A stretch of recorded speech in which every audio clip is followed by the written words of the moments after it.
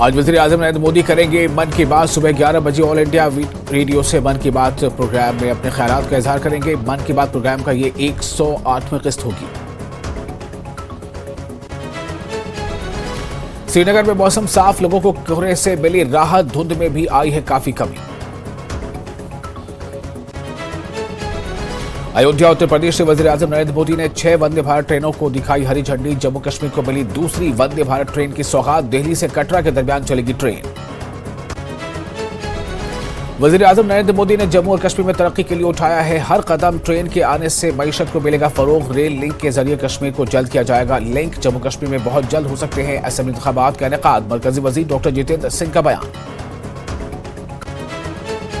महबूबा मुफ्ती ने सैनकोट अस्पताल में जख्मियों की इयादत की। इजाजत न मिलने पर दिया था महबूबा मुफ्ती ने सड़क पर धरना। पुलिस कई कारकुनान को लिया पुलिस ने हिरासत में। पुंछ टोपी गांव के दौरे पर जा रही थी महबूबा।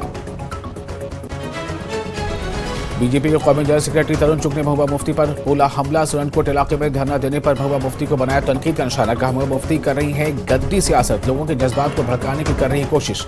डॉक्टर फारूक अब्दुल्ला को बनाया पाकिस्तान का पीओ। उन्होंने बताया कि फारूक अब्दुल्ला इस तरह से बिहेव कर रहे हैं।